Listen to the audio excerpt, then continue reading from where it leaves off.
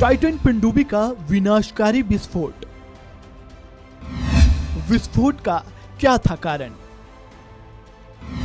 क्या होता है कैटास्ट्रॉफिक इम्प्लोजन? क्या मिलेंगे लापता लोगों के शव?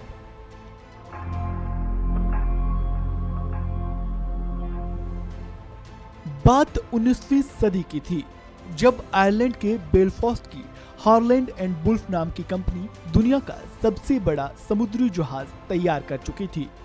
269 मीटर लंबे और 28 मीटर चौड़े इस जहाज में करीब 3000 लोगों की बैठने की क्षमता थी। जहाज में पहली बार यात्रा कर रहे लोग बेहद उत्साहित थे। 14 अप्रैल 1912 को यात्रा शुरू हुई, लेकिन इस बीच कुछ ऐसा हुआ कि दुनिया का सबसे बड़ा जहाज पानी में डूब गया। ये जहाज अपने पहले और आखिरी सफर पर अटलांटिक महासागर में उतरा था। इस जहाज का नाम था टाइटैनिक। ये किस्सा तो बहुत पुराना है, लेकिन इसे बताने की वजह मौजूदा हालात हैं। यह जहाज इन दिनों फिर से सुर्खियों में है।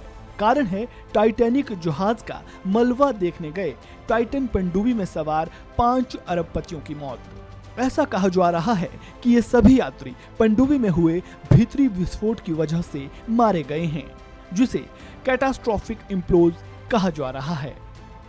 लेकिन सवाल ये है कि आखिर ये विस्फोट हुआ कैसे और इस हादसे में मारे गए लोगों के लापता शव मिल पाएंगे? इस वीडियो में आगे हम यही जानेंगे।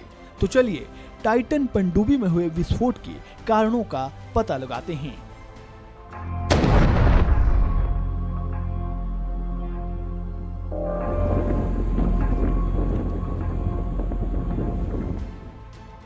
अटलांटिक महासागर में टाइटैनिक जहाज का मलबा देखने गई टाइटन पनडुब्बी हादसे का शिकार हुई। अमेरिकी कोस्ट गार्ड के मुताबिक 4 दिन तक चले तलाशी अभियान के बाद पनडुब्बी के 5 बड़े बड़े टुकड़े मिले। ये टुकड़े उस जगह से 500 मीटर दूर समुद्र तल पर मिले हैं, जहां टाइटैनिक जहाज डूबा था।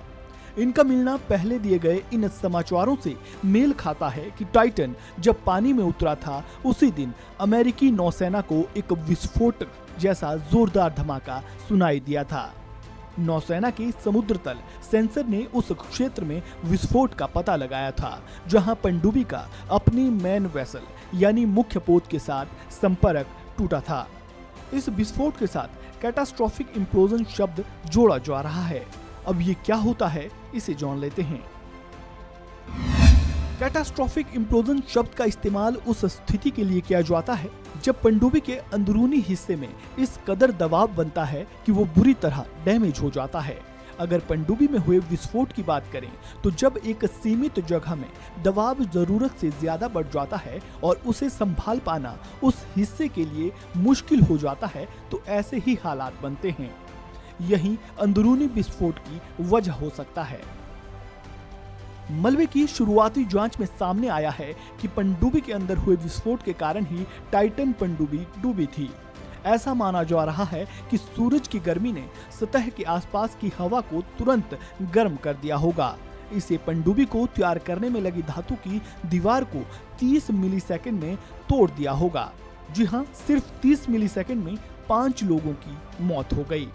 जिस जगह पर पनडुब्बी का मलबा बरामद हुआ है, वो डूबे हुए टाइटैनिक जहाज के अवशेषों के नजदीक है।